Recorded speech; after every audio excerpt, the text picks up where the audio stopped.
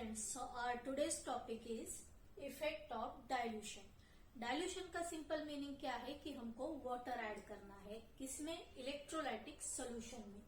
ये suppose container में electrolytic solution लिया है, इसमें हम वाटर ऐड करते जा रहे हैं, H2O ऐड करते जा रहे हैं। तो इसका मतलब क्या है कि हम ये इलेक्ट्रोलाइटिक सॉल्यूशन को डाइल्यूट करते जा रहे हैं। तो ये डाइल्यूशन का क्या इफेक्ट होगा, इलेक्ट्रोलाइटिक सॉल्यूशन के कंडक्टेंस पे क्या इफेक्ट होगा, वो हम लोगों को देखना है। तो जैसे सपोज हम लोग क्या करते हैं, सपोज एक इन जनरल इलेक्ट्रोलाइट लेते हैं A और B, ठीक है। तो ये इन जनरल A B ऐसे इलेक्ट्रोलाइट लिया है। पहले सपोज इतना वाटर जो था वो कंटेनर में प्रेजेंट था।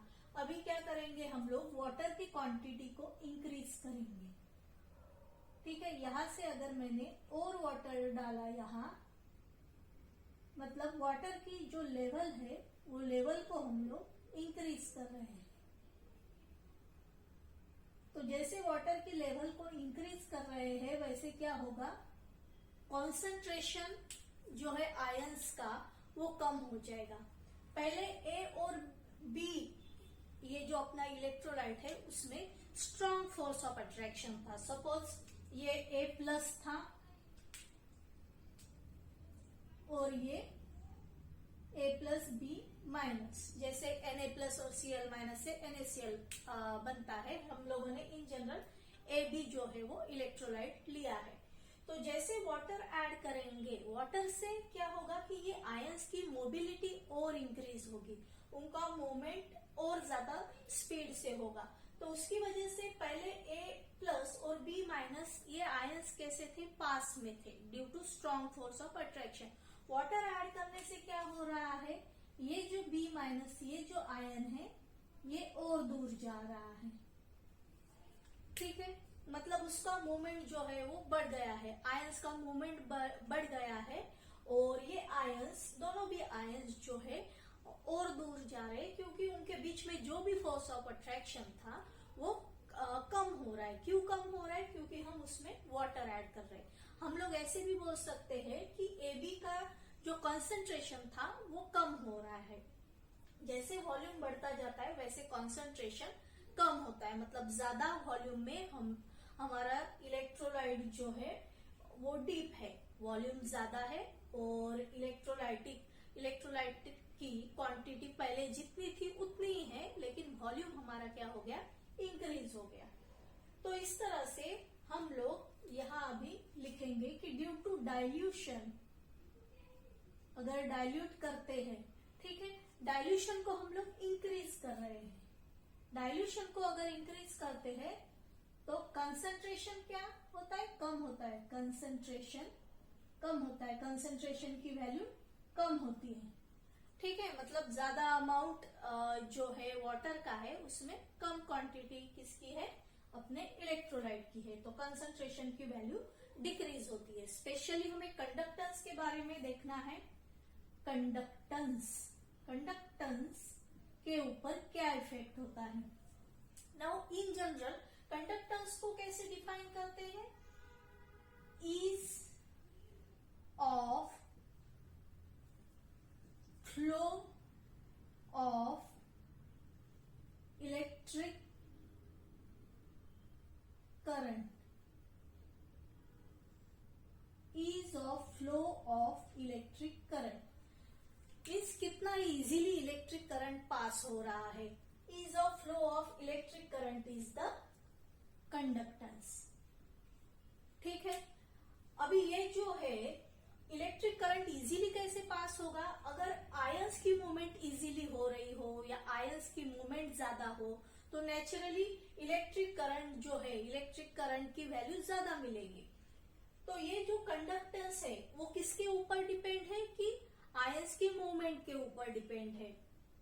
तो और ज्यादा नंबर ऑफ आयंस भी अगर मिलते हैं तो भी कंडक्टेंस की वैल्यू जो है वो इंक्रीज होती है। तो यहाँ जो है वाटर ऐड करने से आयंस की मूवमेंट बढ़ रही है, आयंस की मोबिलिटी बढ़ रही है, तो जिसकी वजह से हमारा जो कंडक्टेंस है, कंडक्टेंस का वैल्यू भी इंक्रीज हो रहा है। तो हम लोग यहाँ क्या लिखेंगे, कंडक्टेंस इंक्रीजेस। ठीक है, इसे और अच्छी तरह से अगर समझना है तो सिंपल एक NaCl का एग्जांपल लेते हैं। सपोज NaCl, ठीक है, NaCl कैसे डिसोसिएट होगा। सपोज हम लोगों ने 1 मोल NaCl लिया है, 1 मोल NaCl का लिया है, तो वो Na प्लस Cl माइनस में डिसोसिएट होगा। 1 मोल यानी आप लोगों को पता है 6.022 इंटू 10⁻23 पार्टिकल्स। तो ये जो है 6.022 इंटू 10⁻23 जो है इसके मॉलिक्यूल प्रेजेंट रहेंगे। अगर ये डिसोसिएट हो गए, ठीक है, अगर ये ब्रेक हो गया, डिसोसिएट हो गए, तो हमको Na प्लस के कितने आयंस मिलेंगे, 6.022 इंटू 10⁻23। Cl माइनस के कितने आयन मिलेंगे, 6.022 इंटू 10⁻23, इतने आयंस मिलेंगे। लेकिन सपोज हम लोगों ने एक वीक एसिड लिया है, सपोज CH3COOH, ये वीक एसिड लिया है, ठीक है, ये कैसे वीक एसिड लिया है। इसका अगर 1 मोल लेते हैं तो बहुत से ऐसे मॉलिक्यूल्स है एसिटिक एसिड के कि जो एज इट इज रहेंगे इलेक्ट्रोलाइटिक सॉल्यूशन में। बहुत से मॉलिक्यूल डिसोसिएट हो जाएंगे, लेकिन बहुत से मॉलिक्यूल कैसे रहेंगे, वो एज इट इज रहेंगे, उनका डिसोसिएशन नहीं होगा। लेकिन हम लोग जैसे ही वाटर ऐड करेंगे तो वो जो अनडिसोसिएटेड मॉलिक्यूल है उनके ज्यादा चांसेस है डिसोसिएट होने के। तो पहले क्या था, 1 मोल था, तो 1 मोल से अगर CH3COO minus plus H plus के आयंस फॉर्म होते हैं तो ये वीक एसिड है। तो पहले 1 मोल यानी कितने थे, 6.022 इंटू 10⁻23 इसके मॉलिक्यूल्स थे। लेकिन डिसोसिएट होने के बाद सपोज 10⁻6 मॉलिक्यूल ही डिसोसिएट हुए हैं, तो 10⁻6 इसके आयन मिलेंगे, 10⁻6 इसके आयन मिलेंगे। तो क्या हो रहा है यहाँ, अगर स्ट्रॉन्ग इलेक्ट्रोलाइट होता है अपने इलेक्ट्रोलाइटिक सॉल्यूशन में, अगर स्ट्रॉन्ग इलेक्ट्रोलाइट है तो अगर हम लोग वाटर ऐड करते हैं, मतलब उसे डाइल्यूट करते हैं, तो उसका कंसंट्रेशन तो डिक्रीज होता ही है, कंडक्टेंस इंक्रीज होता है, लेकिन कितना इंक्रीज होगा, क्योंकि एक तो वो स्ट्रॉन्ग इलेक्ट्रोलाइट है तो ऑलरेडी उसके आयंस जो है वो सेपरेट ही रहेंगे, तो कंडक्टेंस की वैल्यू जो है ज्यादा इंक्रीज नहीं होती है। ठीक है, पहले भी कंडक्टेंस ज्यादा ही था, अभी भी कंडक्टेंस ज्यादा ही है, तो 99% तो कंडक्टेंस पहले भी दे रहा था, अभी 99% का 100% सपोज हो गया। ठीक है, तो कंडक्टेंस तो इंक्रीज होता है, लेकिन स्ट्रॉन्ग इलेक्ट्रोलाइट के लिए ऑलरेडी वैसे भी कंडक्टेंस की वैल्यू ज्यादा रहती है।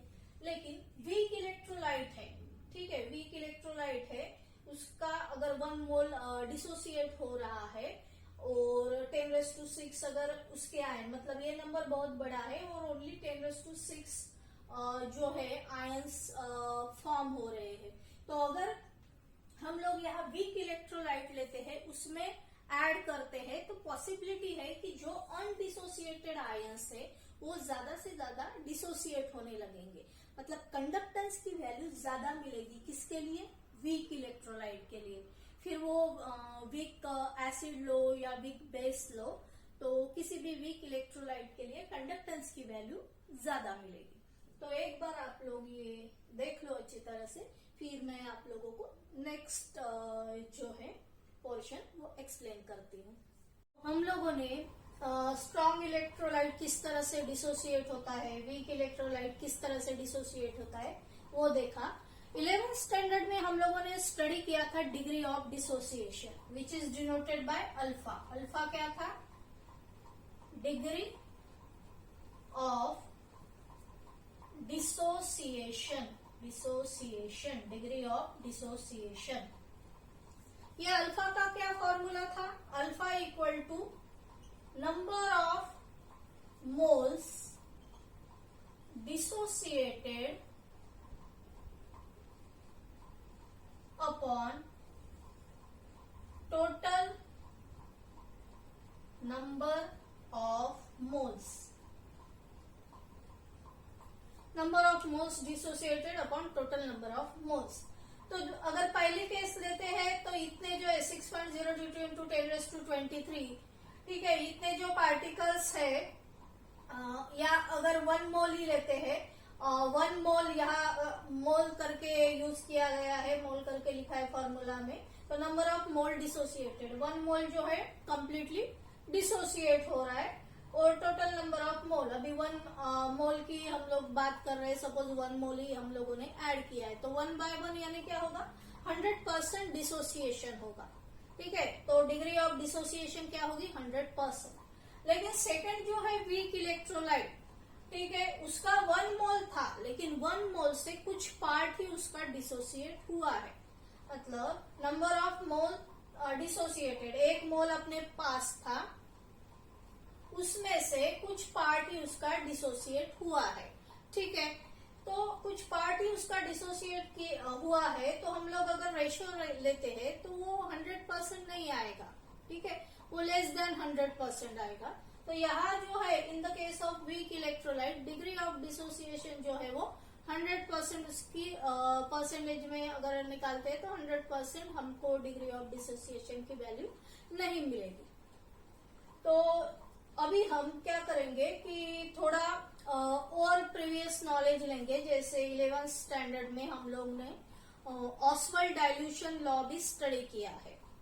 तो with the help of that law हम लोग फिर से डाइल्यूशन का क्या इफेक्ट होता है अलग अलग क्वांटिटीज पे, जैसे conductance, conductivity, molar conductivity and equivalent conductivity, वो भी देखेंगे।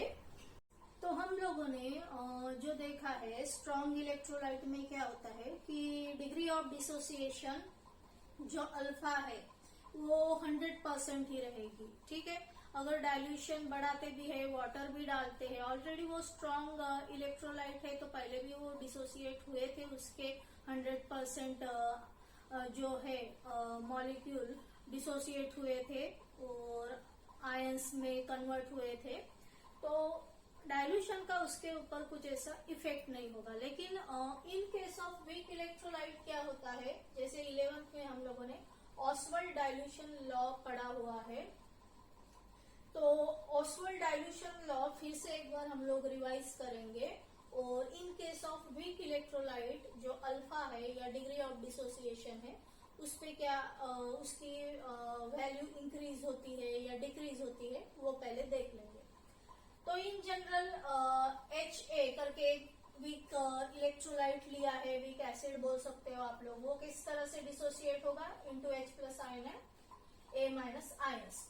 फिर ये जो है एसिड डिसोसिएशन कांस्टेंट, उसकी वैल्यू क्या आएगी, concentration of product upon concentration of reactant. So फिर से सेम रिएक्शन यहाँ नीचे लिखी है, और अमाउंट प्रेजेंट एट इक्विलिब्रियम। तो इनिशियली जो था सपोज 1 मोल लिया है HA का, तो जब इक्विलिब्रियम एस्टेब्लिश होता है तो कुछ part, alpha means very small part उसका, क्योंकि वो वीक इलेक्ट्रोलाइट है तो वेरी स्मॉल पार्ट डिसोसिएट होगा, तो यहाँ 1 - अल्फा लिखा है।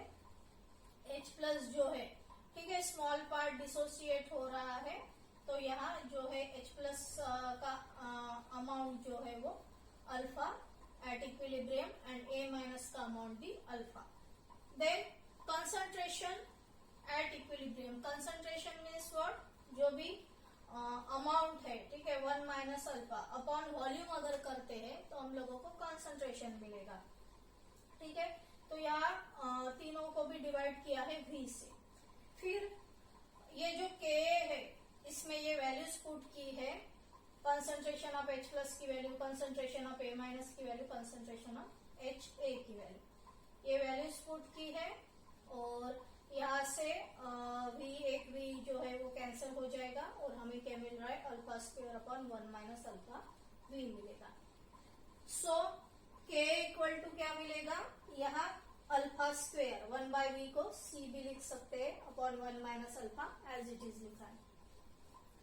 फिर k equal to alpha square, यहाँ जो है ये अल्फा जो है बहुत ही स्मॉल अमाउंट है, बहुत ही कम अगर अमाउंट जो है उसका डिसोसिएट होता है तो अल्फा की वैल्यू बहुत कम होती है।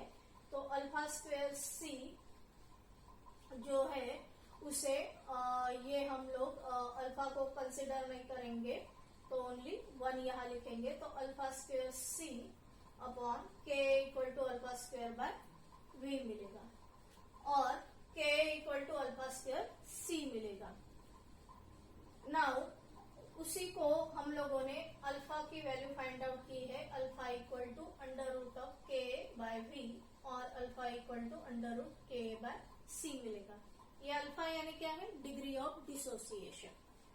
तो यहाँ से हम लोगों को ये इक्वेशन से ये पता चलता है कि अगर कंसंट्रेशन हम लोग बढ़ाते हैं तो डिग्री ऑफ डिसोसिएशन कम होगा, मतलब अगर सॉलिड बहुत ज्यादा ऐड करते हैं तो डिग्री ऑफ डिसोसिएशन की वैल्यू कम आएगी। लेकिन अगर हम क्या करेंगे कि अगर हम डाइल्यूशन करेंगे या ज्यादा वाटर डालेंगे, ठीक है, तो अगर कंसंट्रेशन कम करेंगे, बाय डाइल्यूशन कंसंट्रेशन कम करेंगे, यहाँ से C जो है कंसंट्रेशन बाय डाइल्यूशन अगर बहुत सारा वाटर डाल रहे हैं तो कंसंट्रेशन जो है वो कम हो जाएगा, तो अल्फा की वैल्यू जो है वो ज्यादा मिलेगी, मतलब डिग्री ऑफ डिसोसिएशन की वैल्यू ज्यादा मिलेगी।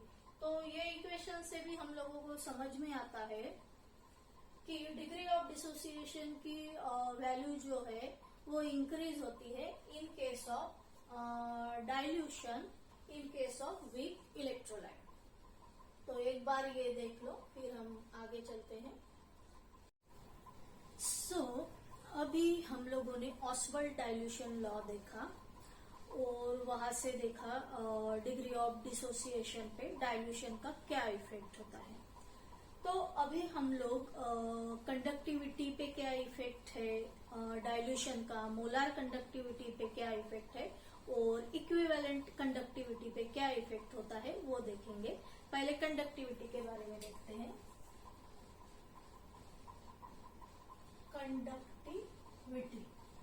Conductivity is denoted bye kappa, ठीक है।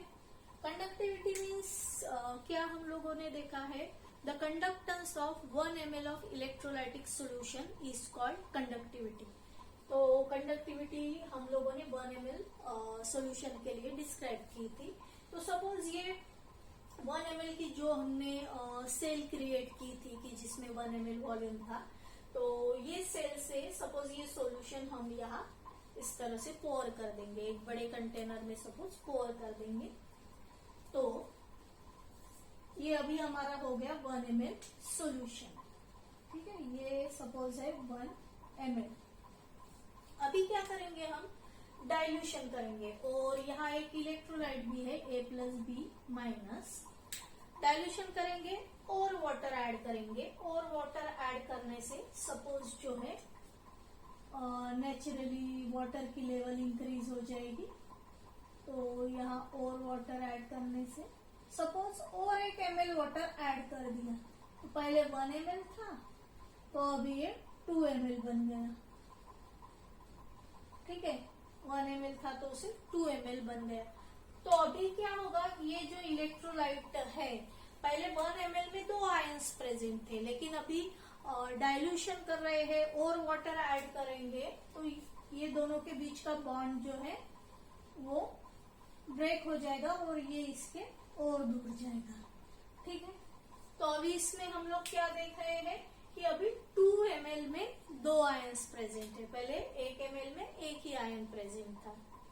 अभी 2 ml अपना सॉल्यूशन हो गया और 2 ml में 2 आयंस प्रेजेंट है। लेकिन कंडक्टिविटी हम लोग ओनली 1 ml के लिए ही डिस्क्राइब कर रहे हैं, ठीक है। तो 1 ml अपना सॉल्यूशन बन गया 2 ml, लेकिन उसमें जो आयन है 1 ml में जो आयन आ रहा है वो उसका नंबर जो है वो डिक्रीज हो रहा है। तो हम लोग क्या बोलेंगे कि conductivity conductivity decreases. Conductivity decreases on dilution. Conductivity decreases on dilution. ठीक है, कंडक्टिविटी और kappa decreases on dilution. Next हम लोग देखेंगे lambda M, that is molar conductivity पे क्या अफेक्ट होता है. Molar conductivity. मोलर कंडक्टिविटी का फॉर्मूला क्या था. Lambda M is equal to kappa into 1000, ठीक है, अपॉन कैपिटल एम. और हम लोग साथ में इक्विवेलेंट कंडक्टिविटी भी ले लेते हैं. इक्विवेलेंट कंडक्टिविटी जो है, तो यहाँ इक्विवेलेंट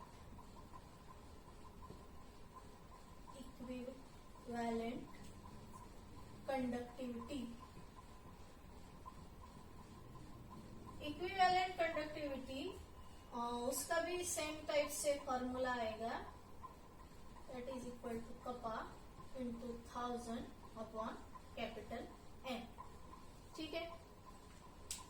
नाउ मोलर कंडक्टिविटी और इक्विवेलेंट कंडक्टिविटी, इसका फॉर्मूला जो है, ये फॉर्मूला में के जो है वो हमको पता है कि कंडक्टिविटी है, लेकिन ये जो है 1000 बाय एम, 1000 बाय एम क्या है, यहाँ भी 1000 बाय एन, ये हम लोगों ने वॉल्यूम लिया था. ठीक है, वॉल्यूम जो ml में कन्वर्ट किया, तो ये क्या है, वॉल्यूम. तो इसको ही हम लोग अभी समझने के लिए लिखेंगे lambda M equal to kappa into volume. ठीक है. और ये जो है equivalent conductivity equal to kappa into volume. अभी ये जो है, अगर वॉल्यूम इंक्रीज होता है, ठीक है, वॉल्यूम इंक्रीज होता है तो कंडक्टिविटी डिक्रीज होती है. अभी हम लोगों ने देखा कि कंडक्टिविटी की वैल्यू जो है वो डिक्रीज होती है. वॉल्यूम इंक्रीज हो रहा है, कंडक्टिविटी की वैल्यू डिक्रीज होती है. तो ये हम लोगों को दोनों का प्रोडक्ट जो है वो एक तो मोलर कंडक्टिविटी देगा या इक्विवेलेंट कंडक्टिविटी देगा. तो इस तरीके समझ में नहीं आ रहा कि मोलर कंडक्टिविटी और equivalent conductivity on dilution increase हो रही है या डिक्रीज हो रही है. उसके लिए एक्सपेरिमेंट्स किया गया. साइंटिस्ट लोगों ने एक्सपेरिमेंट किया और